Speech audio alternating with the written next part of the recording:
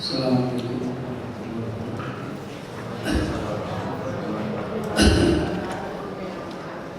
Innal hamdalillah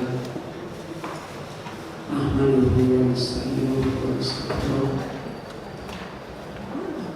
wa na'udzu billahi min shururi anfusina wa sayyiati a'malina. Man yahdihillahu fala mudilla lahu ومن يضلل فلا هادي له واشهد ان لا اله الا الله وحده لا شريك له واشهد ان محمدا عبده ورسوله يا ايها الذين امنوا اتقوا الله حق تقاته ولا تموتن الا وانتم مسلمون. يا أيها الناس اتقوا ربكم الذي خلقكم من نفس واحدة وخلق منها زوجها وبث منهما رجالا كثيرا ونساء واتقوا الله الذي تساءلون به والأرحام إن الله كان عليكم رقيبا. يا أيها الذين آمنوا اتقوا الله وقولوا قولا سديدا يصلح لكم أعمالكم ويغفر لكم ذنوبكم ومن يطع الله ورسوله فقد فاز فوزا عظيما. أما بعد فإن أحسن الكلام كلام الله وخير الهدى هدى النبي صلى الله عليه وآله وسلم وشر الأمور محدثاتها وكل محدثة بدعة وكل بدعة ضلالة وكل ضلالة في النار. kaum muslimin, bapak, ibu, ikhwani wa akhwati fiddin rahimani wa rahmatullah. Alhamdulillah, kita kembali memuji syukur kepada Allah Azza wa Jalla di kesempatan pagi yang mubarak ini, di kesempatan yang Allah Subhanahu wa Ta'ala berikan kepada kita untuk kita diberi kesempatan sebaik-baik kesempatan dengan majelis ilmu yang mubarak ini di dalam kehidupan kita di dunia ini. Sebagaimana Bapak Ibu yang dirahmati oleh Allah, kesempatan kita di dunia ini adalah kesempatan yang menjadi ukuran untuk kita akan dipilih oleh Allah Azza wa Jalla, akan ditakdirkan oleh Allah Azza wa Jalla menjadi hamba-hamba yang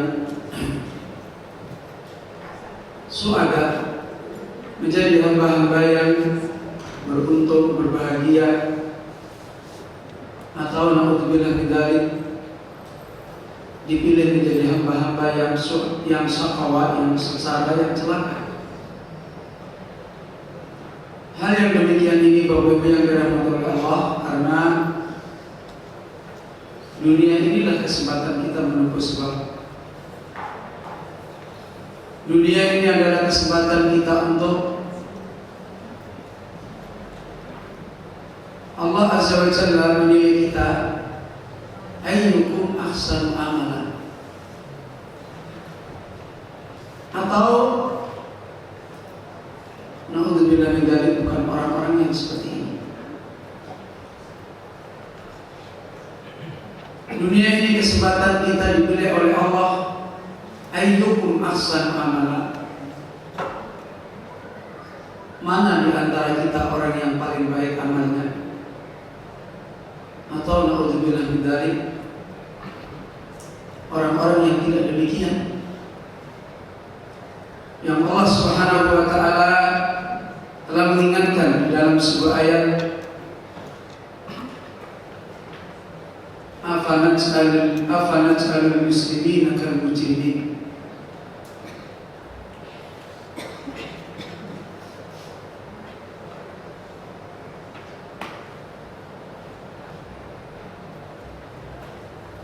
Allah berfirman dalam sebuah ayat yang mengingatkan tentang kehidupan kita di dunia. Apakah kita ini dipilih oleh Allah menjadi orang-orang yang muslim atau orang-orang yang mujrim? Seperti Allah berfirman di dalam surat Al-Qalam ayat 35, afanaj'alul muslimina kal mujrimin. Apakah kami jadikan orang-orang muslim, orang-orang yang baik, kal mujrimin, seperti orang-orang yang berdosa? Dunia inilah Allah memberi kesempatan para hambanya untuk menjadi orang-orang muslimin atau menjadi orang-orang mujrimin.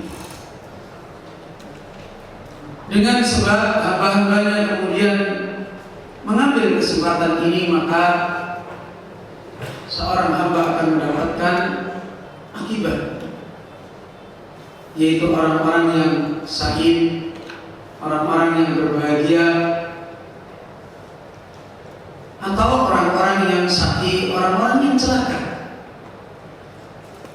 Ketika dia mengambil sebab menjadi orang-orang yang muslim, orang yang menyerahkan dirinya beriman kepada Rabbul Alamin, kepada Allah Azza wa Jalla, maka dia meraih akibat yang Allah Azza wa Jalla janjikan, yaitu orang-orang yang sa'id, orang-orang yang berbahagia. Ketika seorang hamba di dunia memilih sebab menjadi orang-orang mujrim, menjadi orang-orang yang berdosa, menjadi orang-orang yang membangkang, yang bermaksiat kepada Rabbul Alamin, kepada penciptanya, maka kemudian dia menjadi orang-orang yang asfiya, menjadi orang-orang yang sengsara, menjadi orang yang binasa.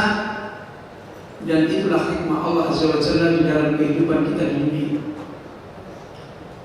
Sehingga Rasulullah SAW ketika ditanya oleh para sahabat, afala nattaqil ila kitabina wa nad'ul amal, ya Rasulullah SAW, kalau nasib manusia telah ditentukan oleh Allah menjadi dua golongan manusia, orang-orang yang sa'id, yang berbahagia, atau orang-orang yang saqi, yang celaka. Kalau begitu kita duduk saja menunggu hasil ketentuan takdir ini. Maka Rasulullah SAW menjawab para sahabat, balik malu, bahkan kalian harus beramal, bahkan kalian harus menempuh sebab. Karena fakullun muyassarun, setiap kesudahan itu akan selalu dimudahkan sebab-sebabnya. Kesudahan yang baik dimudahkan sebab yang baik. Sebaliknya kesudahan yang buruk dimudahkan sebab yang buruk. Man kana min ahli sa'adah, siapa yang dia termasuk orang-orang yang berbahagia, fa yasruna amal ahli sa'adah, maka dia dimudahkan oleh Allah untuk menempuh sebab amalan orang yang berbahagia. Wa man kana min ahli syaqawah, dan siapa yang termasuk orang yang binasa, yang sengsara, fa yasruna amal ahli syaqawah, maka dia dimudahkan oleh Allah menempuh perjalanan orang-orang yang sengsara. Dan tabiat manusia, akal-akal manusia pun sama. Tidak ada satupun makhluk Allah Azza wa Jalla, dari para hambanya, dari para manusia, yang ingin nganggur, tidak berbuat. Walaupun dia tidur pun hakikatnya dia juga berbuat tidur. Tidak ada satupun makhluk yang berhenti tidak berkeinginan. Tidak ada. Yang itu menunjukkan orang ingin meraih akibat. Setiap ada keinginan, setiap ada sebab yang diupayakan, seperti apapun berarti hakikatnya orang itu ingin meraih akibat. Seperti orang ingin meraih akibat kenyang, pasti dia menginginkan makan. Pasti dia berusaha untuk cari makanan. Sampai pun orang yang gila di jalan pun tetap seperti ini. Dan menunjukkan pada dasarnya tidak ada setiap hamba pun ingin mendapat akibat yang buruk. Semua ingin mendapat akibat yang baik. Akan tetapi Bapak Ibu yang dirahmati oleh Allah, tidak semua keinginan hamba meraih sebab, meraih akibat yang baik pasti dia dapat. Nggak siap. Kalau hari ini kita tanya orang-orang yang meraih kesudahan yang buruk, ditanya apakah kalian ingin buruk? Pasti dia menjawab enggak ingin buruk. Dan itu keadaan yang banyak terjadi. Persoalannya apa? Persoalannya karena banyak orang menempuh sebab-sebab yang tidak diberi taufik oleh Allah. Banyak orang kesana kemari, ingin ini, ingin itu, berusaha ini, berusaha itu, yang kalau ditanya untuk apa, untuk bahagia, untuk beruntung, untuk selamat, tapi kenyataannya setelah dia lakukan, dia sengsara. Kenapa? Karena tidak diberi taufik oleh Allah Azza wa Jalla. Karena dia ditolong oleh Allah Subhanahu wa Ta'ala. Tidak dipahamkan sebab yang benar dan tidak diberi kekuatan menempuh sebab yang benar. Karena itulah doa Nabi kita Muhammad sallallahu alaihi wasallam, Allahumma arinal haqqa haqqa. Wahai Allah, tunjukkan kepada kami kebenaran yang sebenarnya. Wa arinal batila batila, dan tunjukkan kami kebatilan yang sebenarnya. Warzuqna tibaa, berilah kami kekuatan bisa mengikuti yang benar. Warzuqna istinaba, dan berilah kami kekuatan bisa menjauhi yang batil. Inilah sebab yang sebenarnya hakikatnya adalah datang dari Allah Subhanahu wa Ta'ala. Bapak Ibu yang dirahmati oleh Allah, kalau hari ini kita ditolong oleh Allah di majelis yang seperti ini, hakikatnya kita dimudahkan oleh Allah Azza wa Jalla untuk melihat sebab kebenaran dengan baik. Hakikatnya kita ditolong oleh Allah Subhanahu wa Ta'ala untuk mengupayakan menempuh amal sebab kebenaran yang baik. Karena itulah tidak ada kesempatan yang paling baik manusia bisa mencari jalan untuk beramal, mencari jalan untuk memahami sebab, mencari jalan untuk mengamalkan sebab yang baik, kecuali majelis seperti ini. Karena itu seorang ulama menasihatkan duduknya seorang penuntut ilmu di majelis ilmu, sekalipun dia tidak paham pada waktu itu, sekalipun dia tidak paham pada waktu itu, hakikatnya adalah khair, hakikatnya adalah kebaikan.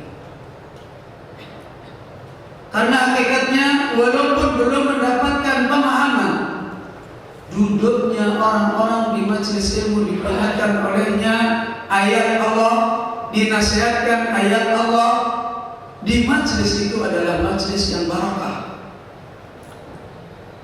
Karena Allah Azza wa Jalla selalu menyertakan rahmatnya, karena para malaikat berdatangan mendoakan orang-orang yang ada di majelis ilmu. Ketenangan Allah datangkan kepada mereka. Bahkan Allah melihat khusus di atas sana. menyebut orang-orang yang ada di majelis ini, sekalipun orang itu belum paham. Maka ini kenikmatan yang besar yang harus kita selalu bersyukur kepada Allah Subhanahu wa Ta'ala. Dan bahkan sebagian ulama kita menasihatkan majelis ilmu adalah ismah. Majelis ilmu adalah majelis penjagaan Allah kepada seorang hamba.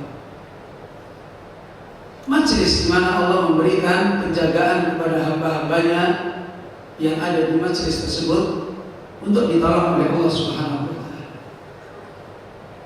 Maka semoga Bapak Ibu yang dirahmati oleh Allah, di hari-hari, di kesempatan yang seperti ini, kita selalu memikirkan nikmat yang agung yang Allah berikan ini. Kemudian kita selalu memohon kepada Allah agar nikmat ini benar-benar menjadi nikmat bagi kita. Bapak Ibu yang dirahmati oleh Allah, sebagaimana tadi kita telah memahami kenapa majelis seperti ini adalah majelis yang paling mubarak di dalam hidup kita. Karena di majelis ini seperti inilah, khususnya ketika kita belajar tentang iman, satu-satunya sebab yang Allah jadikan barometer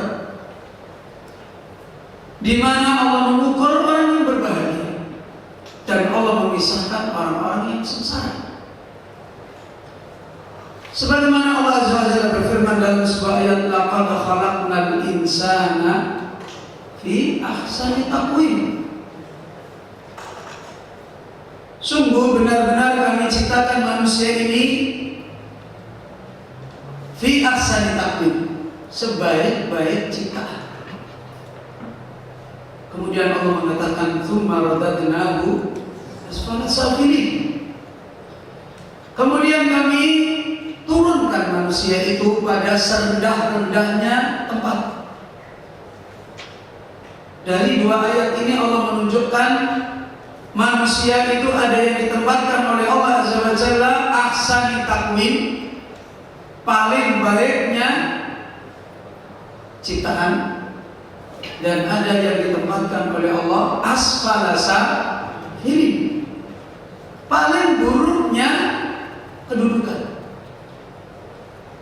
Bahkan secara umum Allah mengumpamakan kedudukan manusia yang paling buruk kal an'am, tidak ada bedanya dengan binatang ternak. Naudzubillah min dzalik. Bahkan dalam lebih khusus lagi, Allah menempatkan posisi manusia yang paling buruk bahkan di Al-Quran tidak hanya seperti binatang ternak, seperti keledai, lebih buruk lagi dari binatang ternak yang lain. Bahkan diterangkan kembali dalam ayat yang lain, lebih buruk lagi dari binatang keledai, karena salil kalbi, seperti perumpamaan anjing. Naudzubillah. Begitu jauh Allah memisah manusia ahsani taqwim dengan apa? Asfala safilin. Apa pemisahnya Ibu? Apa pemisahnya Bapak-bapak? Apa yang memisahkan mereka menjadi ahsani taqwim atau asfala safilin? Iman. Yang memisahkan adalah kehidupan iman. Bapak Ibu yang dirahmati oleh Allah Azza wa Jalla, hari ini kalau kita melihat kondisi umum, kecuali yang dirahmati oleh Allah Subhanahu wa Ta'ala, orang-orang yang sudah dikecualikan oleh Allah dengan diberi iman, orang-orang yang sudah dikecualikan oleh Allah dengan diberi iman oleh Allah, insya Allah di antaranya adalah kita semua. Kalau kita mengamati, memahami, merenungi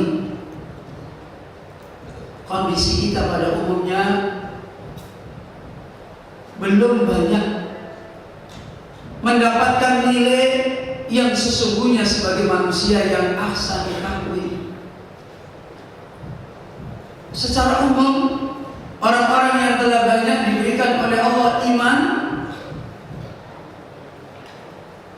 mohon maaf ini Bapak Ibu, lebih banyak mendekati orang-orang yang asfala safilin. Kondisinya yang dirasakan hampir-hampir lebih banyak mendekati. Kenapa demikian? Berulang-ulang saya sampaikan di majelis, karena ini adalah kalimat yang penting yang dinasihatkan oleh para ulama kita. Karena wujudul iman ka'adabihi, karena adanya iman-iman kita sekarang ini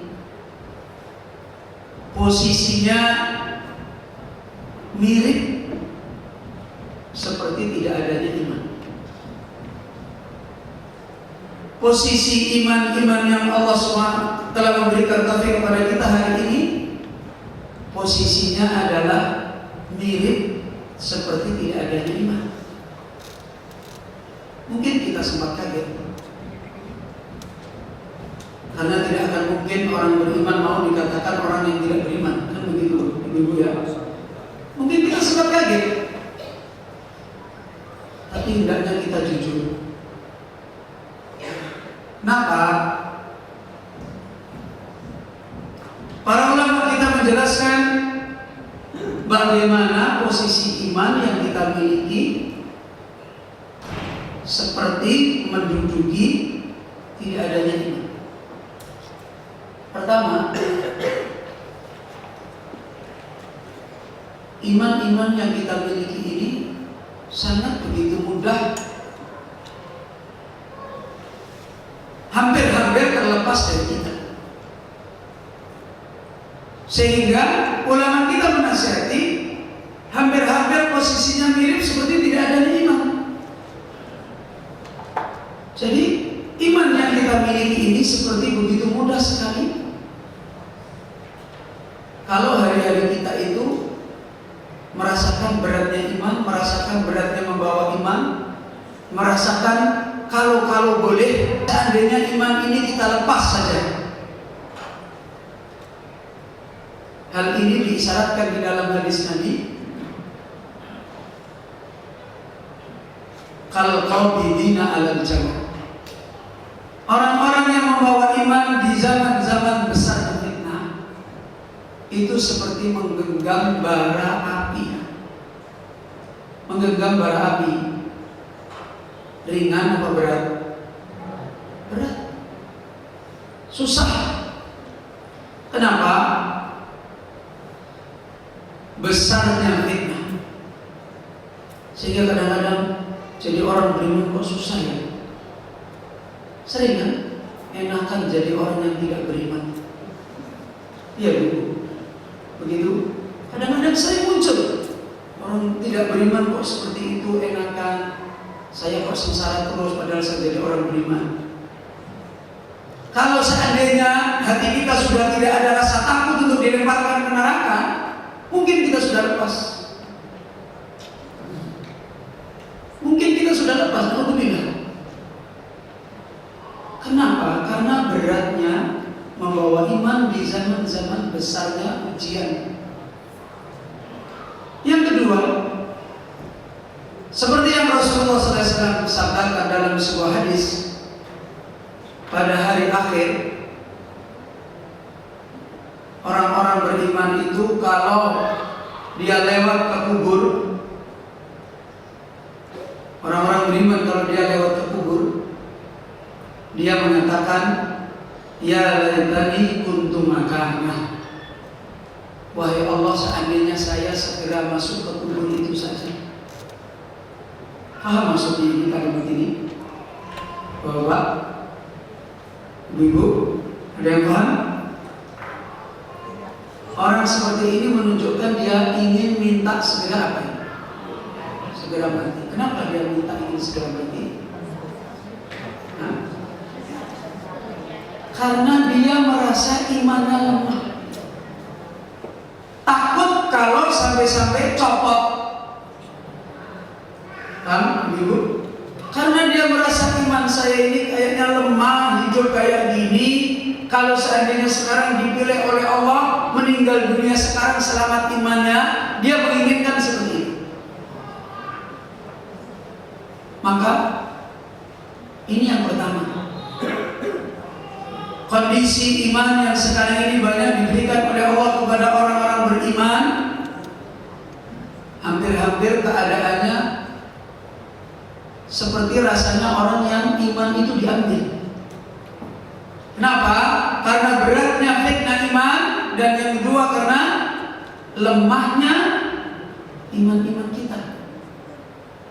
Iman-iman kita ini sangat lemah, sehingga Rasulullah SAW mengatakan, yusbihu mu'min wa yumsi, pagi beriman, sore bingung. Sorenya sudah bingung lagi, saya kuat apa enggak ya jadi orang beriman ini. Sore beriman, pagi sudah bingung lagi. Rasulullah SAW mengatakan, yabi'u dinahu bi'aradin minan dunia. Iman dan dunia itu kayaknya mudah sekali mau ditukar. Nanti kalau lapar gimana? Nanti kalau saya nggak punya teman gimana? Nanti kalau jabatan saya nggak diangkat gimana? Nanti kalau harta saya habis gimana? Nanti saya kalau begini gimana? Hampir-hampir iman itu mudah sekali ditukar. Dan kehidupan ini disyaratkan oleh Allah di dalam ayat Al-Quran, ulaika alladzina ishtaraw ad-dalalata bil huda. Dalam surat apa ibu-ibu? Al-Barakah, Al-Baqarah. Dalam surat apa? Al-Baqarah. Allah menyebutkan dalam surat Al-Baqarah, ulaika alladzina ishtaraw ad-dalalata bil huda. Mereka ini orang-orang yang apa? Ishtaraw, membeli. Ya, ishtaraw, membeli. Ishtaraw dalalah, membeli yang sesat. Bil huda, ditukar dengan petunjuk. Hari ini hati manusia itu selalu dalam keadaan begini, antara ngambil yang tidak benar, buang yang benar. Begini sekali udah. Antara yabi'u dinahu, dijual agamanya, ya sudahlah nggak apa-apa, besok kan saya masih bisa tobat. Gampang sekali. Bi'aradin minad dunia, halal sedikit apa haram sedikit nggak apa-apa lah, besok kan saya bisa tobat. Atau haram banyak nggak apa-apa, yang penting kan belum mati, besok saya masih bisa tobat. Hati manusia seperti dalam kondisi seperti ini. Ini menunjukkan kondisi adanya iman kita seperti tidak adanya iman. Buktinya apa, ibu-ibu, bapak-bapak? Kalau hari ini kita ditanya, pernah nggak merasakan manisnya iman? Bingung, kita nggak bisa jawab. Gimana? Ada yang bisa jawab? Kalau hari ini kita ditanya, pernah nggak merasakan manisnya iman? Bisa jawab? Pernah? Siapa yang pernah, ibu-ibu? Gimana? Iya, itu belum teruji. Kalau teruji itu seperti Hajar itu baru merasakan manisnya iman. Mana ibu? Ya, kalau masih lapang kok, aduh tentramnya saya, itu belum kelihatan manisnya iman. Ya maklum namanya lapang. Kalau seperti Hajar, ditaruh di gurun sama anak bayinya baru lahir, kemudian dia tanya suaminya, apakah Allah yang nyuruh engkau wahai Ibrahim? Iya. Kalau begitu pergi kamu, Allah tidak akan menyanyiakan saya. Itu baru orang yang bisa merasakan manisnya iman. Kalau seperti Ayub alaihissalam, sakit 18 tahun, disuruh istrinya berdoa supaya dikabulkan sembuh. Kata Ayub, saya malu kepada Allah. Itu baru merasakan manisnya iman. Kita hari ini belum punya kehidupan yang menakjubkan. Kita lebih bisa merasakan manisnya, lezatnya kue, enaknya baju baru, enaknya mobil bagus, enaknya rumah yang bagus, ya kan? Enaknya kamar yang nyaman. Kita lebih bisa merasakan. Kalau disuruh merasakan gimana rasanya taat, nggak ada rasanya, Ustaz.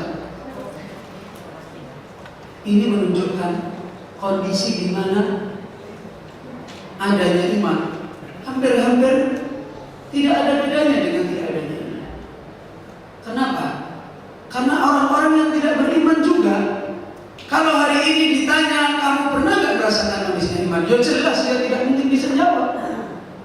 Yang dia rasakan enak ya makan, minum, duit banyak, ya kan? Tempat tidur enak, rumah senang, itu paling yang dirasakan enak. Lah, sekarang ini juga kita hampir-hampir podo wae orang Jawa. Hampir sama aja. Apa yang enak? Makan enak. Apa yang enak? Ini.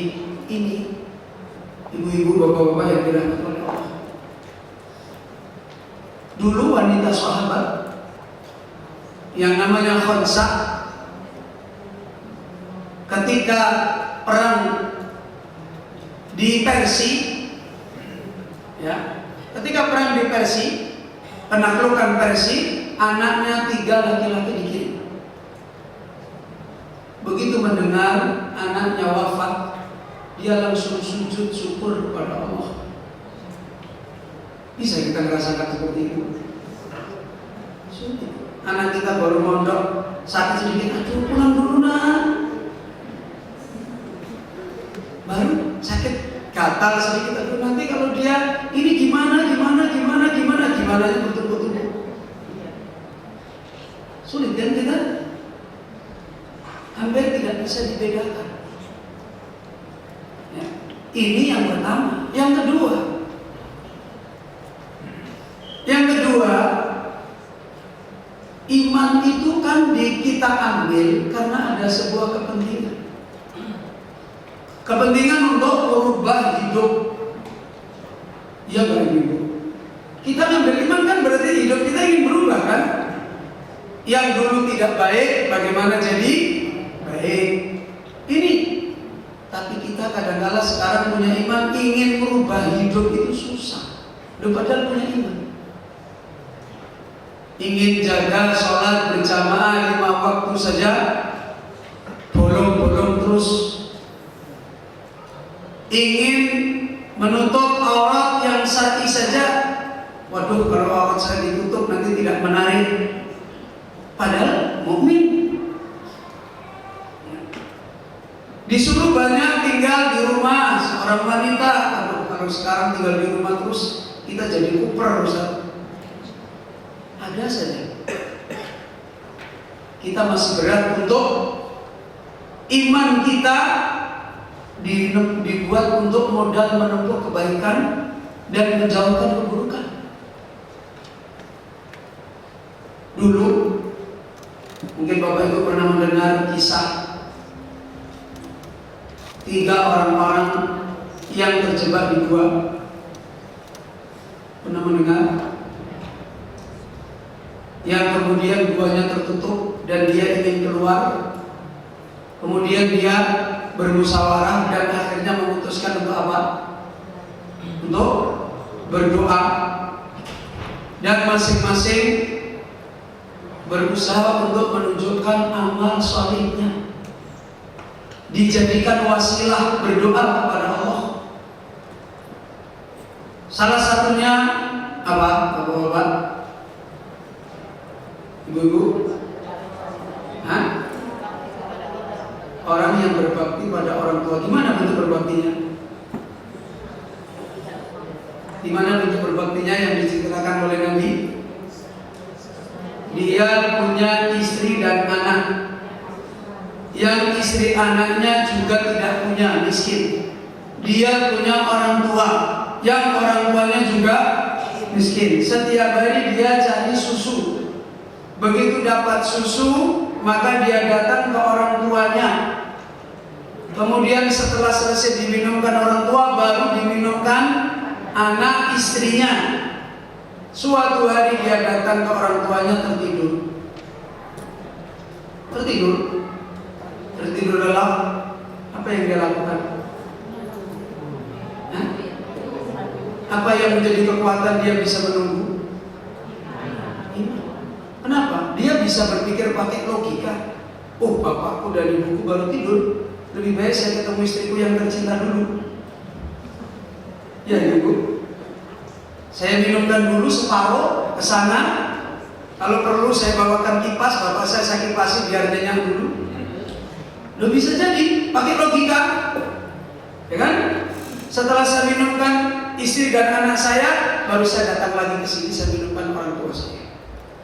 Kalau cuma birrul walidain sebatas tidak ada pengorbanan itu, masih banyak orang bisa. Kalau seperti ini, siapa yang tahu? Siapa yang awasi dia? Ini menunjukkan karena kehidupan hatinya yang merasakan manisnya dengan Allah, punya kekuatan beramal yang hebat. Gak seperti kita beramal aja pakai matematika, ya kan? Kalau ini di matematika, saya ke istri dulu lah, ke anak dulu lah, lebih efektif, ya bu. Diminumkan, setelah itu saya pulang lagi ke bapak ibu saya, baru saya minumkan, kan selesai. Tapi tidak. Kenapa? Karena bukan urusan dia dengan orang tua, urusan dia dengan Allah. Iman yang ada di dalam hati mampu dia mengerjakan amal yang seperti ini. Makanya Allah ketika dia minta dibukakan gua, dibukakan. Ini bukan iman sembarangan. Yang kedua apa contohnya? Apa yang kedua? Hah? Orang yang mau berbuat zina, sudah di depan matanya, sudah nggak ada yang menghalangi, hanya disebut nama Allah. Apa kamu tidak takut pada Allah? Lari. Ini bukan iman yang hanya sekedar iman. Iman yang betul-betul hidup, bisa beramal yang menakjubkan, bisa meninggalkan suatu kebatilan yang menakjubkan tanpa ada siapa-siapa yang membantu dia. Yusuf alaihissalam di dalam rumah ditarik, diajak, pintu dikunci, lari. Ini iman yang berhasil meraih karya-karya iman. Kita sekarang ini mau mengkaryakan iman kita ini maju mundur. Apa iya, apa betul? Maju mundur. Yang ketiga, orang yang apa ibu? Orang yang punya karyawan pulang gajinya belum dikasih. Berapa gajinya karyawan? Kecil kan? Dia tumbuhkan jadi besar, malah jadi kekayaan. Sementara dia malah hartanya pas-pasan. Kemudian datang karyawannya, ini semua harta. Apa ini kehidupan apa ini? Hah?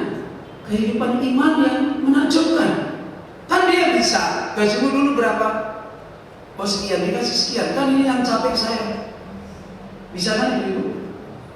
Bisa, tapi diberikan semua. Ini punyamu semua. Ambil semua. Ini iman yang benar-benar Allah memisahkan orang-orang beriman. Dan dulu orang-orang beriman itu seperti ini.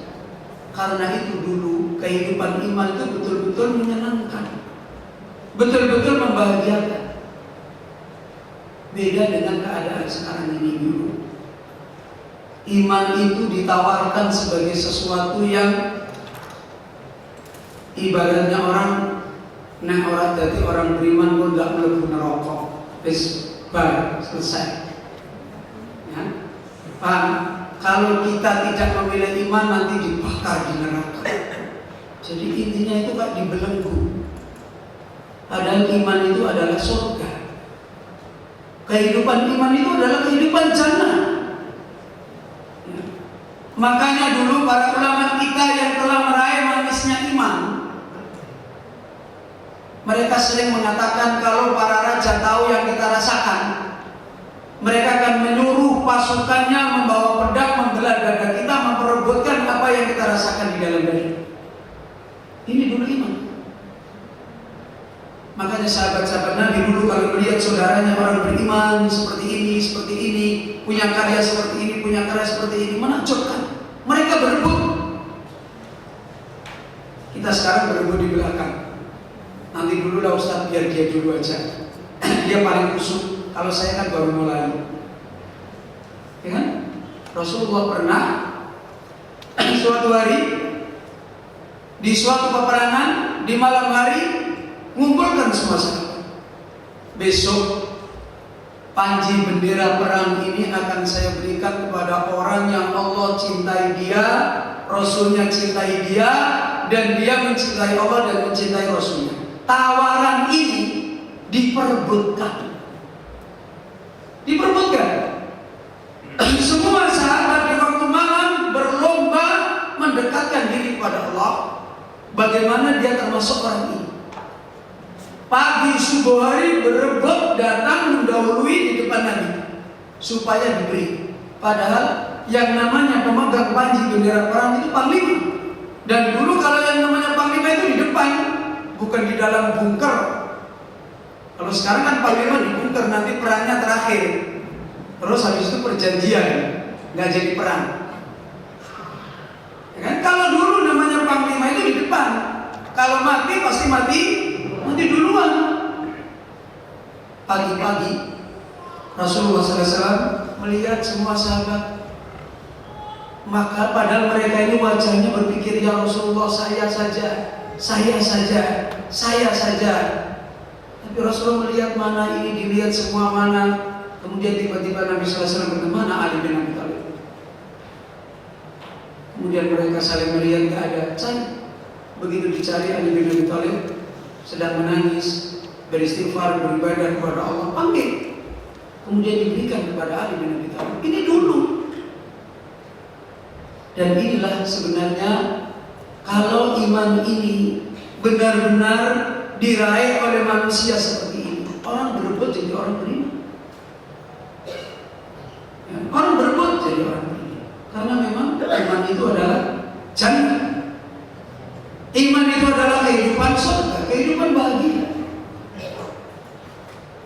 Yang sebagaimana Bapak Ibu yang dirahmati oleh Allah, kajian kita, bukti nyata kalau iman itu kehidupan surga adalah ketika Allah menjadikan identitas iman yang paling mendasar adalah apa? Mahabbah. Apa? Cinta.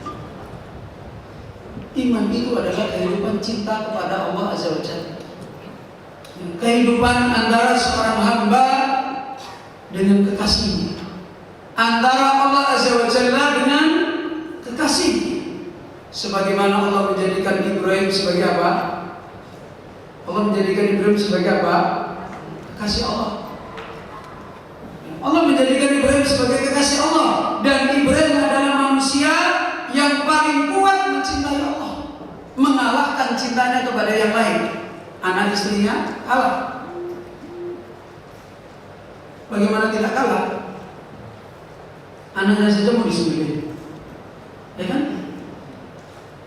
Bagaimana Ibrahim alaihissalam ketemu anaknya Ismail masih kecil mau disembelih. Begitu ketemu lagi anaknya yang dicintai punya istri yang tidak baik, anaknya bilang kamu cerai istri. Ini semua menunjukkan Ibrahim adalah mencintai Allah, mengalahkan semua cintanya kepada makhluk. Karena itulah Allah pun menjadikan Ibrahim sebagai kekasih. Demikian juga Rasul kita Muhammad sallallahu alaihi wasallam. Dan Bapak Ibu yang dirahmati oleh Allah, bentuk nyata di mana kehidupan bahagia, kehidupan surga orang-orang yang beriman, sebagaimana yang sudah kita pelajari pada pertemuan yang lewat. Kaidah cinta itu pasti akan ada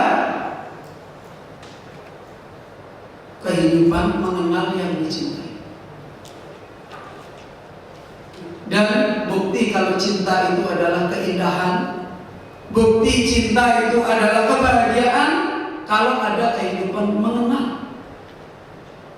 Karena itu orang yang mencintai sesuatu dan dia tidak kenal sesuatu, tersiksa dia. Ya kan? Gimana mencintai sesuatu dia tidak tahu sesuatu?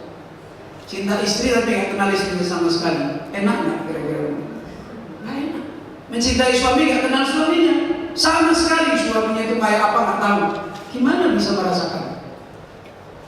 Seperti ini, bukti nyata iman mencintai Allah itu adalah kehidupan apa? Surga. Karena mengenal, dan yang dikenal adalah siapa? Allah.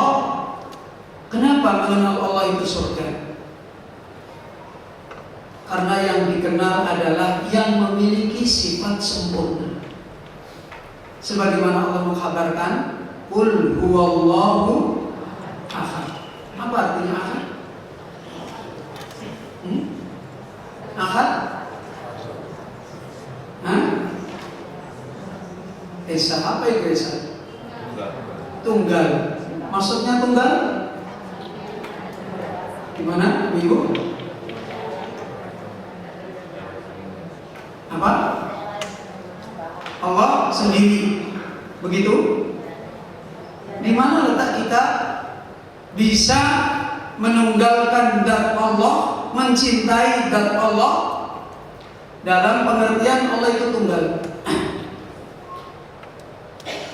Di mana Ibu bisa rasakan? Bapak bisa menilai bahwasanya mengenal Allah dan yang tunggal itu kebahagiaan. Nah, ini baru dari sisi mengenal saja. Sekarang misalnya Bapak punya istri, Ibu punya istri, dia punya suami. Kemudian di mana letak dia bahagia dengan suaminya atau istrinya? Kaitannya dengan mengenal, oh suami saya namanya fulan, istri saya namanya fulana. Di mana letak kebahagiaan? Di hati. Di mana? Hati. Apa di hati? Iya. Letak bahagianya mengenal suami, mengenal istri. Ini suami saya, ini istri saya, itu di mana? Apanya yang dikenal? Sifatnya. Makanya mengenal dat, tidak mengenal sifat, hakikatnya tidak kenal dat. Paham Bapak Ibu? Ibu-ibu kenal suaminya, ada datnya, tapi nggak kenal sifatnya. Hakikatnya kenal suaminya? Nggak kenal. Seorang suami kenal istrinya cuma kenal datnya tok, tapi nggak tahu sifatnya. Wajahnya kayak apa nggak tahu, matanya kayak apa nggak tahu, akhlaknya kayak apa nggak tahu, kayak apa semuanya nggak tahu. Hakikatnya kenal nggak? Nggak kenal. Pengertian Allah Ahad adalah sifat sempurna hanya milik Allah saja. Dari sini kebahagiaan orang mengenal Allah. Karena yang dikenal itu adalah pemilik sifat apa tadi Ibu? Sifat apa? Sifat sempurna. Dan itu kebutuhan siapa? Mengenal sesuatu yang sempurna. Kebutuhan siapa Bapak Ibu? Ya apanya dari manusia? Dulu sudah saya terangkan. Kebutuhan siapa? Mengenal itu dari mana Ibu? Itu kebutuhan hati. Itu kebutuhan hati. Di mana hati itu hanya bisa bahagia kalau mengenal sesuatu yang sempurna. Kalau dia mengenal sesuatu yang tidak sempurna, pasti dia tidak akan bahagia. Karena hati memang kehidupannya seperti ini, beda dengan anggota tubuh yang lain. Karena anggota tubuh yang lain itu semua terbatas. Beda dengan hati. Hati itu punya perilaku yang lain. Di mana hati itu dulu sudah kita terangkan, hati itu selalu keadaannya tidak puas. Betul Ibu? Kalau perut kita ada kepuasan nggak? Ada. Udah kenyang, udah selesai, nggak mau dikasih lagi. ya kan? Mulut kita ada kepuasannya nggak? Ada. Habis merasakan enak, dikasih enak terus, enak nggak? Nggak enak. Ada batasnya kan? Suruh makan enak terus, akhirnya rasanya apa? Tidak enak. Betul kan? Semua anggota tubuh ada keterbatasan, kecuali hati. Hati itu tidak pernah mau puas.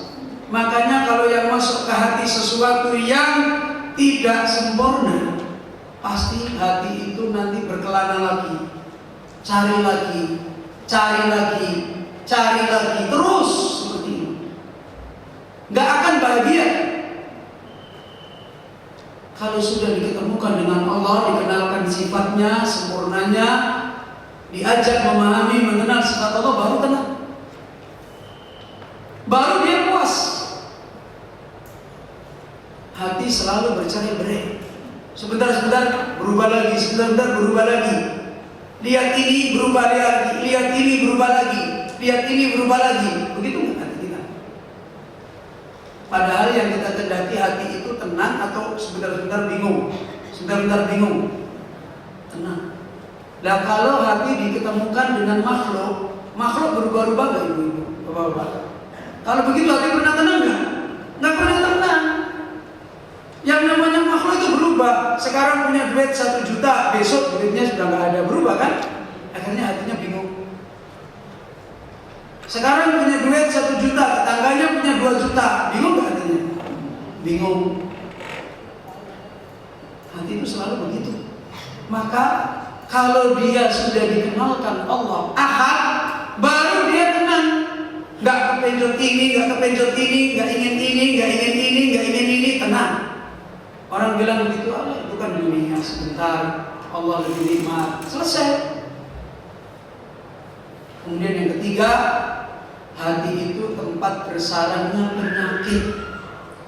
Dan penyakit hati itu penyakit berbahaya. Penyakit-penyakit hati itu penyakit yang berbahaya. Dan ini tidak bisa sembuh kecuali kalau hati dikenalkan Allah, baru bisa sembuh. Penyakit hati seperti ujub, riya, dengki, dendam, ya, itu penyakit-penyakit hati yang membuat kerusakan banyak. Yang dulu sudah kita contohkan, iblis itu jadi kafir dan membuat kerusakan. Hari-hari kerjanya nyesatin orang, itu karena berangkat dari penyakit-penyakit hati. Iblis tahu Allah nggak? Tahu. Orang pernah di surga. Dia saja sering mengatakan Robbi, wahai Robku. Apa yang menjadikan iblis jadi rusak kayak gitu? Penyakit-penyakit hati. Takabur, ujub, iri dengan agam, dendam, semua menjadi kerusakan. Sampai hari ini iblis itu menjadi sumber kerusakan karena penyakit-penyakit hati. Dan dia tidak sembuh. Kenapa tidak sembuh? Adam pernah kena penyakit hati. Apa penyakit hatinya Adam? Hah? Apa penyakit hatinya Adam waktu di surga? Apa? Pengen abadi di surga. Tamak. Betul, Ibu? Tapi sembuh. Kenapa? Apa yang membedakan iblis tidak bisa sembuh? Adam sembuh. Iblis tidak diberi oleh Allah nikmat ilmu. Adam diberi oleh Allah nikmat ilmu. Ini yang membedakan. Iblis tidak dibimbing oleh Allah, diberikan ilmu yang diberikan kepada Adam. Makanya Adam itu bisa sembuh, bisa tobat, kemudian bisa mengatakan Rabbana dhalamna anfusana. Iblis gak bisa sembuh karena wasilahnya tidak diberi oleh Allah. Maka ini, dan hati manusia itu terus-menerus seperti ini. Kalau tidak diketemukan, diajari, dididik dengan ilmu yang Allah ajarkan, mengenal Allah Rabbul Alamin, gak akan sembuh.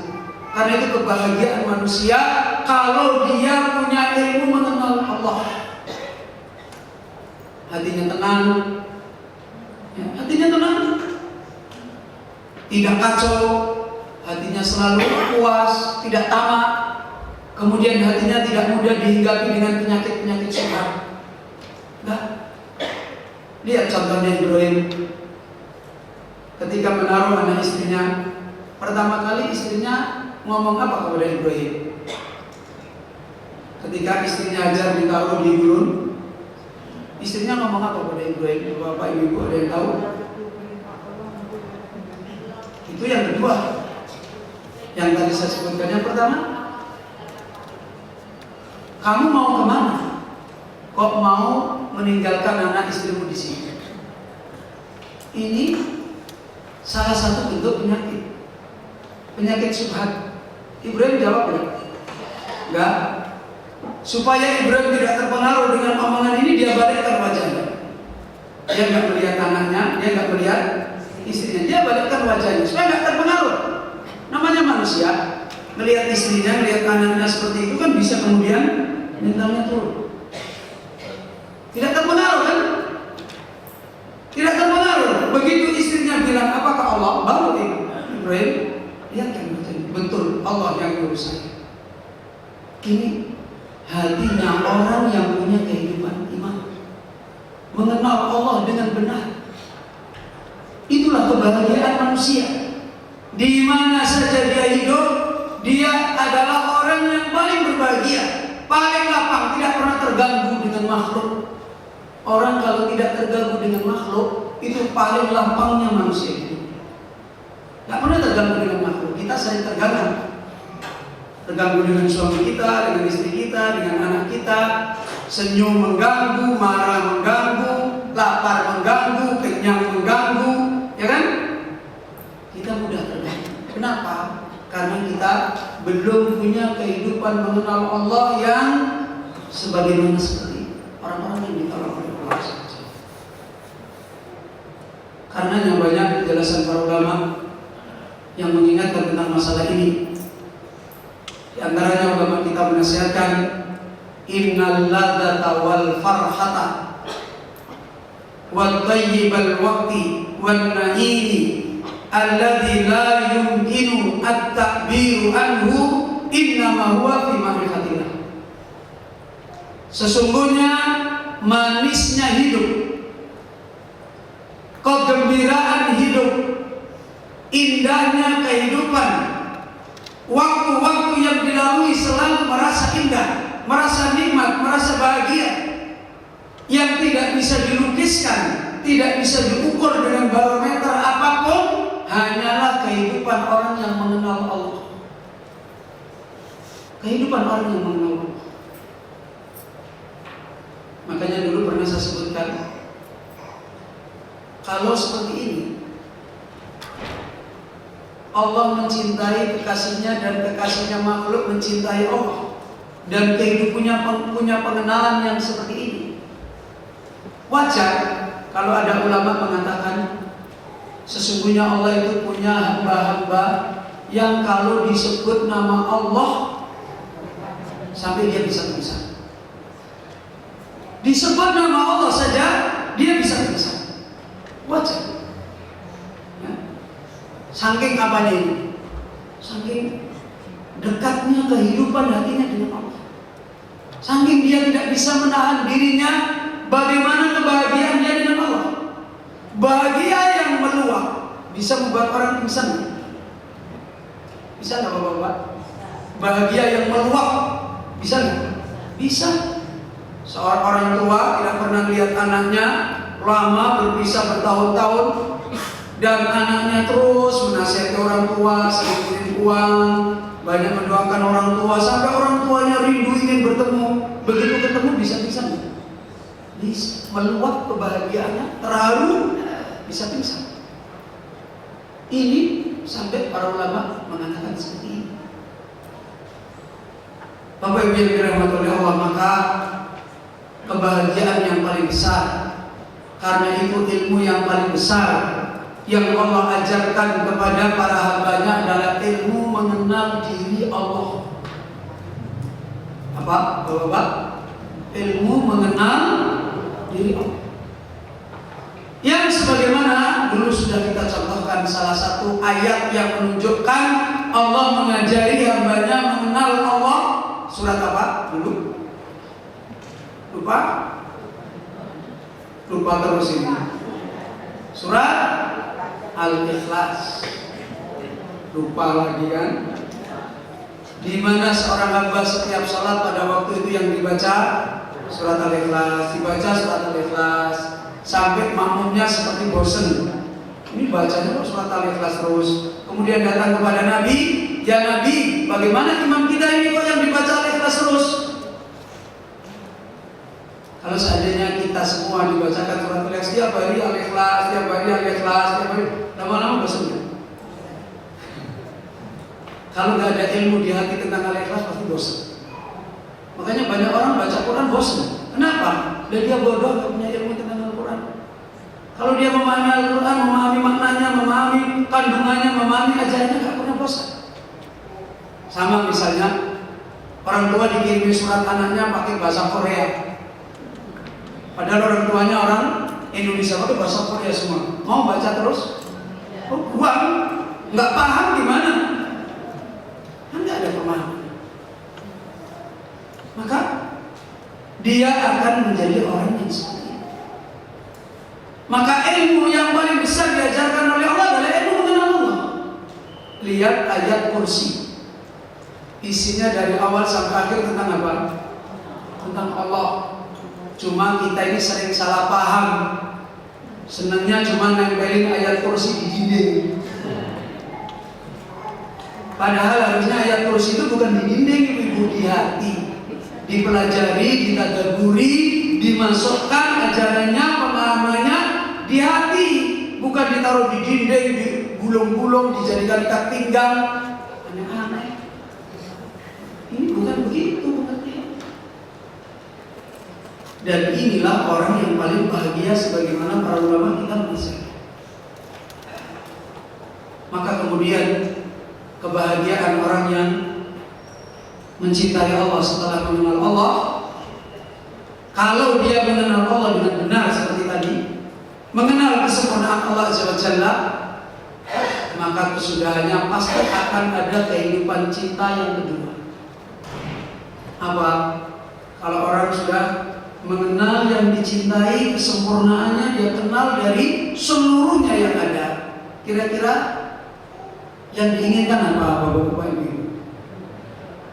Yang diinginkan apa? Hah?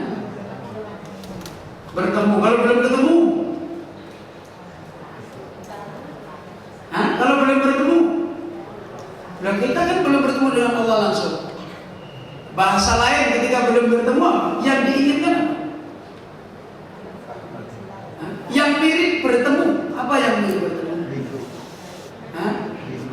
Nah, rindu itu kan yang di hati. Yang dohir dekat. Apa? Dekat. Selalu ingin dekat. Karena itu dekat dengan yang dicintai itu pasti kebahagiaan. Ya, dekat dengan yang dicintai itu kesenangan, kebahagiaan. Sebentar-sebentar ingin dekat, sebentar-sebentar ingin dekat. Maka iman itu akan membawa orang untuk dekat dengan yang diimani. Itu kalau iman itu betul-betul dibangun dengan cinta, kemudian dia mengenal, maka kebahagiaan kedua dia ingin dekat. Kalau sudah dekat dengan yang dicintai, lupa semua. Lupa semua. Kalau sudah dekat dengan yang dicintai, pasti lupa semua. Ingin dia selalu mendekatkan diri dengan yang dicintai. Dan karena ini, mendekat itu satu beban atau satu kesenangan? Makanya Allah setelah nama Al-Ahad, namanya apa? As-Somad. Apa artinya As-Somad? Selama ini kita tahu As-Somad apa? Bergantung. Di mana ada lagi? As-Somad itu diterangkan para ulama ada dua makna. Makna pertama, As-Sayyid Al-Adil alladzi qad intaha fi suddati. As-samad makna yang pertama, as-sayyid alladzi, raja di raja yang agung yang telah mencapai puncak kedudukannya. Raja di raja yang paling agung yang berada pada puncak kedudukannya. Sekarang kalau kita ditanya, kapan seorang raja itu mencapai puncak kedudukannya? Kapan? Hah? Kapan seorang raja itu mencapai puncak kedudukannya? Hah? Kapan? Tidak ada yang melebihi dia. Itulah tadi mana al-ahad. Tidak ada yang melebihi dia dari sisi apa? Kesempurnaan zat dan sifat. Ketika kesempurnaan zat dan sifat cuma milik dia, yang lain tidak ada, maka dia berarti menjadi apa? Raja yang agung. Dan kalau ada raja yang agung seperti ini, kira-kira apa yang dilakukan hamba yang lain? Apa, Ibu? Kalau ada raja yang agung seperti ini, kira-kira apa yang dilakukan oleh hamba-hamba yang lain? Berlomba ingin dekat. Pasti. Itulah makna as-samad yang kedua.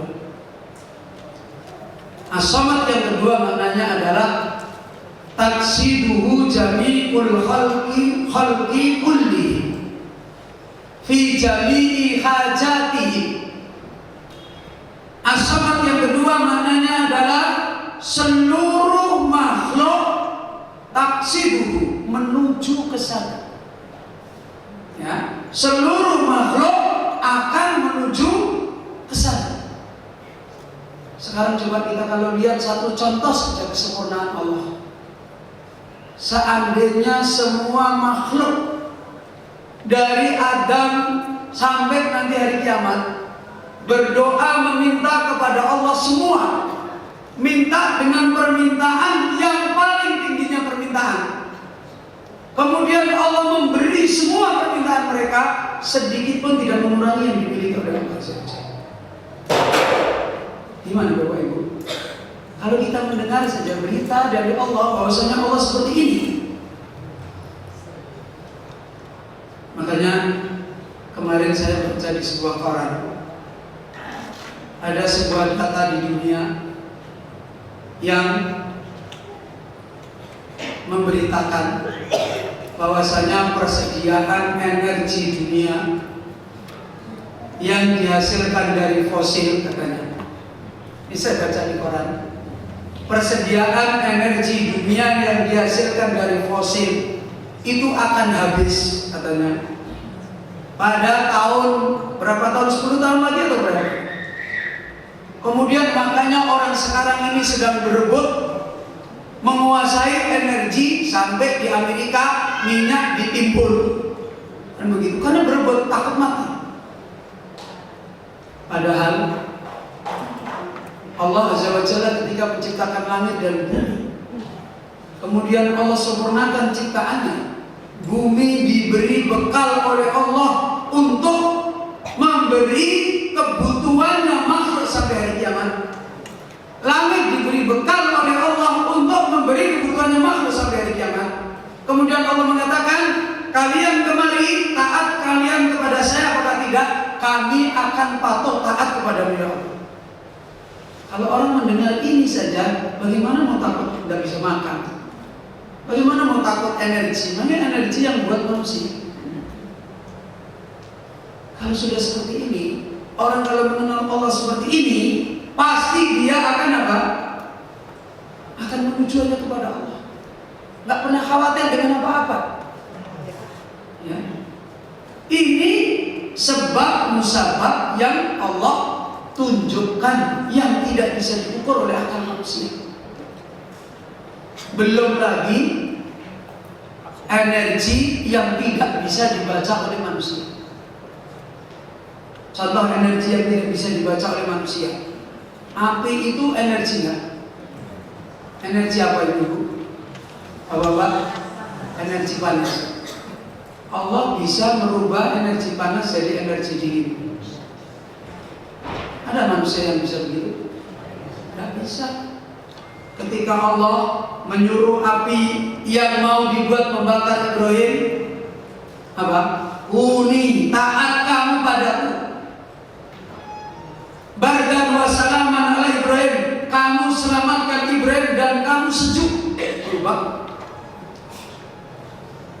Ini energi yang dimiliki oleh Allah, yang tidak bisa dibaca oleh akal manusia. Kalau seperti ini, ada nggak makhluk yang pengen lari dari Allah? Nggak ada kan kenal Allah seperti ini. Karena kita nggak banyak kenal Allah, kenalnya hanya Amerika, Uni Soviet, Inggris, bingung. Akhirnya kita kenalnya cuma raja-raja kampungan. Padahal kita sudah diajarkan di sholat kita, Maliki Yaumiddin. Allah itu Malik, raja di raja yang agung. Makanya makna as-samad yang pertama adalah al-Malik al-Kamil, raja yang sempurna. Kemudian makna as-samad yang kedua al-Maqsud, yang dituju oleh makhluk.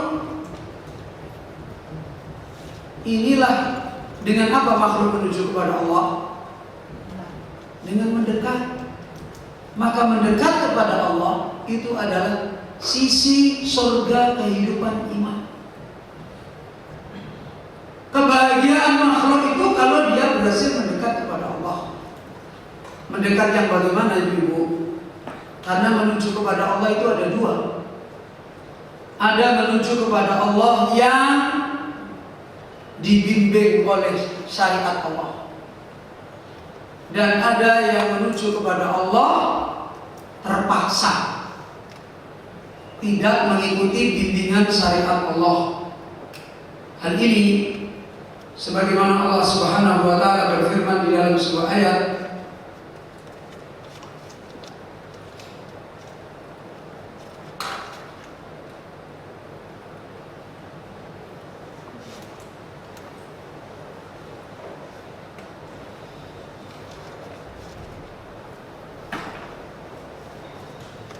ketika Allah SWT menjelaskan tentang ciptaannya, walillahi yasjudu man fis samawati wal ardh, dan hanya kepada Allah yasjudu. Apa artinya yasjudu? Sujud. Pengertian sujud di sini tunduk. Walillahi yasjudu, hanya kepada Allah sujud, tunduk. Siapa? Man fis samawati wa man fil ardh. Semua makhluk yang ada di langit dan yang ada di bumi, tanpa kecuali. Dia semua menuju kepada Allah, patuh, tunduk, tidak bisa keluar. Hanya dibedakan oleh Allah dua bentuk. Apa? Tau'an au karhan, di surat Ar-Ra'd ayat 15. Tau'an au karhan, ada yang menuju kepada Allah tau'an. Tau'an artinya dengan ketaatan. Sami'na wa ata'na, mendengar, taat. Ada yang menuju kepada Allah dengan taat, dengan hatinya, dengan pilihannya. Ada yang menuju kepada Allah dengan seperti ini, dan ada yang menuju kepada Allah karha, terpaksa. Siapa yang dimaksud menuju kepada Allah dengan keinginan hatinya, dengan kelapangan? Siapa? Orang mukmin, orang beriman. Dan siapa yang menuju kepada Allah Azza wa Jalla dengan karha, dengan tidak suka? Orang yang tidak beriman. Dari sisi mana dia adalah tidak bisa keluar lepas untuk menuju kepada Allah? Coba sekarang, kalau Allah mentakdirkan orang kafir harus habis umurnya, dia bisa nambah? Bisa nggak? Nggak bisa nambah. Itu menunjukkan dia kafir, nggak mau pulang ketemu Allah, pada akhirnya tetap apa? Tetap ketemu. Walaupun dia tidak beriman, harus pulang, tidak bisa dia menolak. Ini namanya menunjukkan hakikatnya kekuasaan raja di raja yang agung. Orang yang terima dan yang menentang semua akan kembali kepada dia. Orang yang menerima dan yang menentang semua kembali. Sekarang yang kembali kepada Allah dengan penerimaan dan yang kembali kepada Allah dengan penolakan, mana yang berbahagia? Yang menerima. Makanya ada perbedaan ibadahnya orang yang menerima dengan yang tidak menerima. Sekarang saya ingin tanya, orang kafir itu ada yang beribadah? Hah? Ada yang beribadah nggak orang kafir? Beribadah kepada Allah? Hah? Ada nggak? Bapak-bapak? Ada orang kafir yang beribadah kepada Allah? Nah, ini berarti ibu belum lewat ayatnya. Sekarang saya tanya, orang munafik itu hakikatnya orang kafir? Hah? Orang kafir enggak? Orang munafik itu secara zahir mengerjakan ibadah? Berarti ada enggak orang kafir yang zahirnya mengerjakan ibadah? Apa bedanya? Orang munafik beribadah, dia menderita dengan ibadahnya. Orang mukmin dia beribadah, dia bahagia, senang dengan ibadah. Makanya Allah menyebutkan tentang mereka orang-orang munafik, la yadhkurunallaha illa qalila. Dia tidak ingat Allah kecuali sedikit, terpaksa tok baru dia mengingat pada Allah. Karena memang dia itu bodoh, tidak kenal Allah. Nah, dia terpaksa aja. Ketika sudah tidak ada pilihan lain, baru Ustaz saya diajarin doa. Padahal udah gak ada pilihan. Kemarin disuruh sholat gak mau, suruh ini gak mau. Begitu sudah menderita, bosnya diajarin doa biar ekspres bisa sembuh. Pas terakhir baru pengen dekat kepada Allah. Itu pun berdoa juga sambil gak karu-karuan. Nanti begitu dikasih sembuh, lari lagi. Ya kan begitu. Orang seperti ini di mana letak dia bahagia dengan Allah? Gak akan bahagia. Dia ingat Allah kecuali sedikit. Kemudian yang kedua, Allah menyebutkan tentang mereka orang munafik, idza qamu ila shalah qamu kusala. Kalau dia bangkit untuk sholat itu berat, terbebani. Ini orang yang kembali kepada Allah dalam keadaan apa? Terpaksa. Karena tidak ada penerimaan.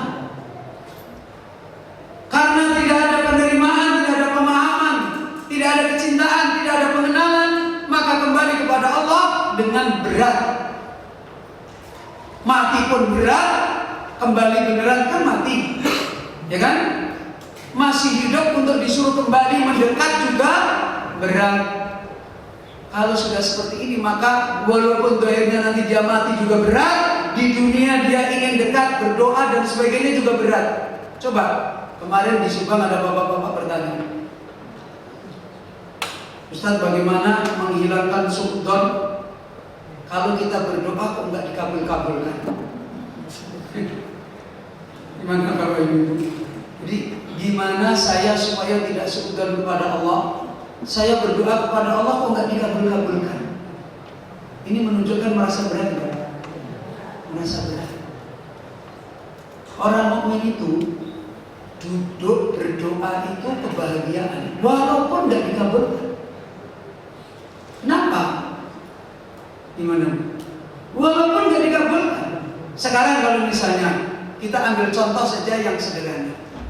Orang dekat yang dicintai minta nggak dikasih, dia tetap seneng nggak? Seneng. Karena dia kenal yang dicintai. Oh paling dia nggak ngasih, coba sebentar, nanti kan dia ngasih. Husnudzon, ya kan? Karena kenal betul yang dicintainya, kenal betul yang dia meminta. Lah kalau dia tidak kenal kepada Allah yang dia minta, baru nggak dikabulin seminggu aja, memang Allah ingin membeda-bedakan kita.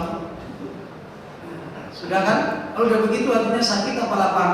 Sakit, nggak mungkin lapar. Masa tetangga saya berdoa sekali dikabulkan, saya 30 hari nggak pernah dikabulkan. Sakit. Orang mukmin itu mendekat, berdoa itu mendekat ya? Hah? Mendekat? Mendekat kan? Mendekat itu kebahagiaan. Kalau toh tidak dikabulkan, sebenarnya sudah. Kalau diambil anaknya yang paling dicintai, ternyata tahu yang ambil dia, biarlah. Saya paling senang sama dia, tidak apa-apa diambil. Gimana? Kalau dia tahu bahwasanya, oh uang saya hilang ini bukan diambil fulan, nggak apa-apa. Allah yang mentakdirkan dia hilang, selesai. Maka mendekat kepada Allah ada berapa macam dari Bapak Ibu? Ada berapa? Ada 2, yaitu secara apa? Lapang dan secara terpaksa. Yang mendekat kepada Allah secara lapang itu adalah mendekat setiap saat kita tidak pernah luput dari perintah-perintah Allah Azza wa Jalla. Maka 2 perintah inilah wasilah seorang hamba tidak pernah putus mendekat kepada Allah. Bagaimana dia bisa putus? Kalau tidak dia mengerjakan perintah agama, maka dia menerima perintah apa? Perintah apa? Perintah kejadian. Kalau dia tidak menerima perintah syar'i, perintah agama, maka dia mengerjakan perintah kejadian. Perintah agama mungkin sekarang misalnya kita ditakdirkan oleh Allah, tadi saya contohkan, rezekinya hilang misalnya. Itu ada perintah nggak? Ada uang, ada orang, uangnya hilang. Diperintah oleh Allah nggak? Perintah secara apa ini? Secara kejadian. Kalau memang dia mengenal Allah, mencintai Allah, maka dia dengan perintah kejadian pun ini menjadi ibadah bagi dia. Maka dia langsung kenal Allah. Allah mencintai saya ini dengan mengambil uang saya. Walaupun akhirnya dia tidak salat, dia dekat dengan Allah. Uangnya diambil, malah dia dekat kepada Allah. Ingat, oh Allah mengambil uang saya. Oh Allah mengambil istri saya. Allah mengambil suami saya. Oh Allah menimpakan sakit pada suami saya. Allah menimpakan sakit pada anak saya. Dan saya mencintai Allah, berarti kekasih saya sedang memberi sesuatu kepada saya. Ini perintah kejadian. Maka kemudian dia tahu, oh, kita disuruh oleh Allah untuk ridho. Kita disuruh oleh Allah untuk mencari pahala, ya kan? Kita disuruh oleh Allah untuk berdoa. Kita disuruh oleh Allah untuk istirja. Inna lillahi wa inna ilaihi raji'un. Pernah berhenti nggak dia beribadah? Nggak pernah. Kalau nggak mengerjakan ibadah agama syar'i, maka dia mengerjakan ibadah kejadian. Nggak pernah berhenti. Makanya dulu para salafus salih, ada biji debu saja jatuh mengenai dirinya, itu langsung dapat pahala, langsung dekat dia dengan Allah.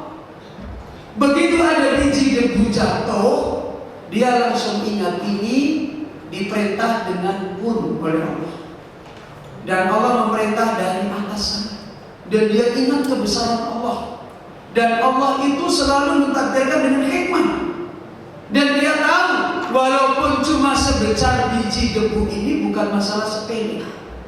Kalau Allah tidak menghilangkan biji debu ini, misalnya biji debu ini masuk ke mata misalnya, bermasalah apa sepele? Bermasalah. Mungkin orang mengatakan, oh ini biji debu di sini, ala gampang ini saya beginikan kan pergi. Tapi kalau Allah perintahkan lain, kita beginikan pergi, kita beginikan malah debunya terbang masuk di mata, bisa? Bisa. Maka para salafus saleh ini begitu dia ada biji debu jatuh, dia ingat Allah, Allah yang perintah. Kemudian Allah memberikan hikmah kepada saya, dan Allah yang mentakdirkan biji debu ini bisa pergi juga siapa? Allah. Baru ingat Allah saja, dia sudah ingat kekasihnya kan? Hanya persoalan satu biji debu saja dia sudah ingat siapa? ingat Allah. Kemudian dia berdoa. Masya Allah, dekat lagi. Dia berdoa, ya Allah, hanya Engkau yang bisa menghilangkan biji debu ini. Kemudian saya minta tolong kepada Engkau supaya satu biji debu ini hilang. Kemudian dia tahu kalau dia diperintah oleh Allah untuk berbuat, jangan berdoa tidak berbuat. Kan begitu kan? Maka kemudian dia buang biji debu ini begini dan dia tadi berdoa. Terus pernah putus nggak dia ingat kepada Allah? Enggak. Inilah orang yang mencintai Allah. Hari-harinya adalah hari-hari yang tidak pernah putus dengan Allah Azza wa Jalla. Dekat itu tidak pernah putus. Ini kalau mengenal Allah. Tapi kalau dia tidak mengenal Allah, dekat dengan ibadah saja dia jauh.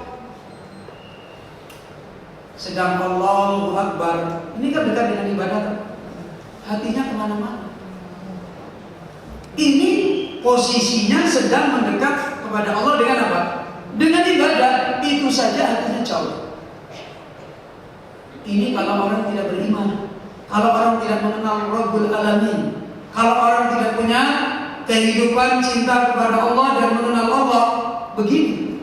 Dohirnya dia di sampingnya saja, dia merasa jauh. Sedang dia mendekatkan diri Allahu Akbar saja, hatinya lari. Karena tidak kenal Allah Rabbul Alamin. Karena dia tidak mencintai Allah Rabbul Alamin. Pasti begitu.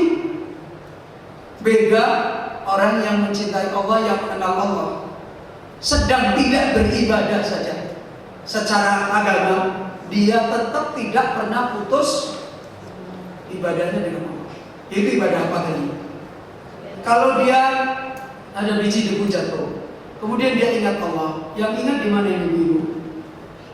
Di hati kan? Ini ibadah hati. Karena itu hatinya tidak pernah putus. Karena itu zikir kepada Allah itu tidak mesti harus subhanallah, subhanallah, tidak mesti harus begitu. Makanya Allah Azza wa Jalla menerangkan di dalam ayat Al-Quran, alladzina yadhkuruna Allaha qiyaman wa qu'udan wa ala junubihim wa yatafakkaruna fi khalqis samawati wal ardh. Dia selalu ingat Allah di waktu berdiri, di waktu duduk, di waktu baring. Dia selalu memikirkan semuanya yang terjadi ini perintah Allah. Allah takdirkan, Allah perintahkan terus. Kemudian akhirnya dia mengatakan apa? Rabbana ma khalaqta hadza batil. Semua ini tidak ada yang sia-sia. Bagaimana hatinya tidak bahagia? Semua persoalan menjadikan dia dekat dengan Allah, husnudzon dengan Allah, baik sangka dengan Allah. Ini adalah kaidah di mana kalau orang mencintai Allah dan mengenal Allah, maka dia punya wasilah dekat kepada Allah, yang itu merupakan kebahagiaan dia hidup di dunia. Inilah hakikat surga kehidupan manusia. Gak ada putusnya dia dengan Allah dekat. Kalau tidak dia dekat dengan ibadah agama, maka dia dekat dengan ibadah apa? Takdir. Orang seperti ini paling gampang. Inilah kekasih Allah Azza wa Jalla yang la khaufun alaihim wala hum yahzanun. Makanya beliau Imam Al-Qayyim menerangkan, hamba yang seperti ini kalau sudah dipanggil dengan perintah agama, apa jawabannya? Sami'na wa ata'na. Ini kalau dipanggil dengan perintah agama. Kalau sudah dipanggil dengan perintah takdir, apa jawabannya? Antar rahim, engkau penyayang ya Allah, engkau maha pemberi rahmat, engkau adil, engkau tidak zalim.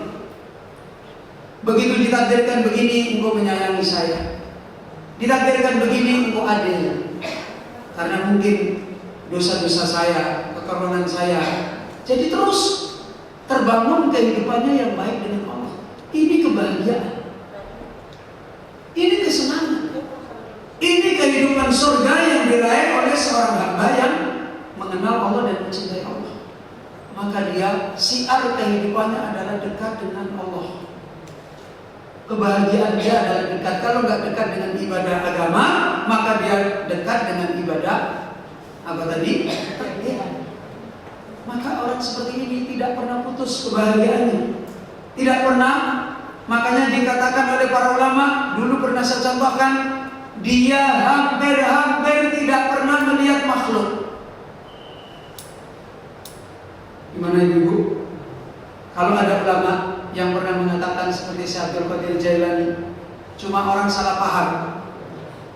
Gimana letak salah pahamnya? Kata Syekh Abdul Qadir Jailani, jadilah kamu bersama Allah, tidak ada makhluk. Begitu kan? Sehingga orang kebatinan mengatakan Allah dan makhluk jadi satu. Salah. Salah ini. Nah, Allah itu tidak bercampur dengan makhluk. Loh, nah terus gimana maksudnya? Jadilah kamu bersama Allah, tidak ada makhluk. Maknanya, setiap kita melihat makhluk, hakikatnya kita tidak melihat makhluk. Saya melihat apa? Takdir Allah. Paham dulu? Setiap melihat makhluk, yang dia lihat sebenarnya apa? Takdir Allah. Saya lihat bapak-bapak, Allah mentakdirkan bapak-bapak di sini. Saya lihat ibu-ibu ditakdirkan Allah sini. Ini ada hikmah, ini ada hikmah. Bapak-bapak lihat saja begitu. Jadi seakan-akan dia tidak pernah melihat makhluk. Hakikatnya dia seperti hanya melihat Allah. Makanya kalau sampai Nabi mengatakan kamu melihat Allah seperti melihat dengan mata, itulah di sini maknanya.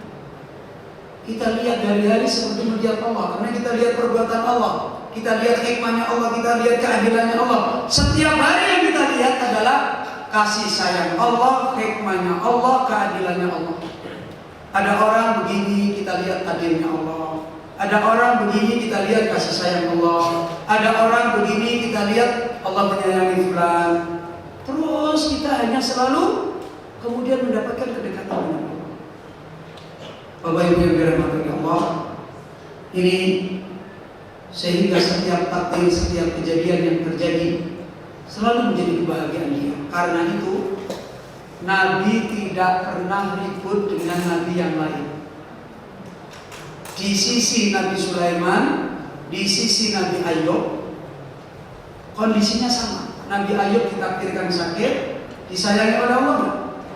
Sayang oleh Allah. Nabi Sulaiman ditakdirkan punya istri 100. Hakikatnya juga disayangi oleh Allah. Nabi Sulaiman tidak bangga dengan punya istri 100. Nabi Ayub tidak bingung dan sedih dengan sakit 18 tahun.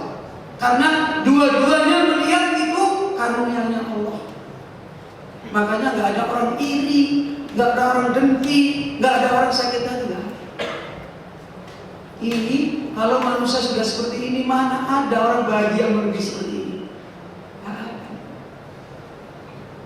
Ibu-ibu, bapak-bapak yang dirahmati Allah, karena waktu sudah memasuk zuhur, insya Allah kita akhiri dulu majelis kita. Masih kita menjelaskan tentang kaidah kehidupan orang yang beriman mencintai Allah dengan kebahagiaan mengenal Allah, kemudian dengan kebahagiaan mendekat diri kepada Allah. Yang mudah-mudahan insya Allah dengan taufik Allah, dengan pertolongan Allah pada kesempatan yang lain, mudah-mudahan kita lanjutkan kembali di waktu yang akan datang.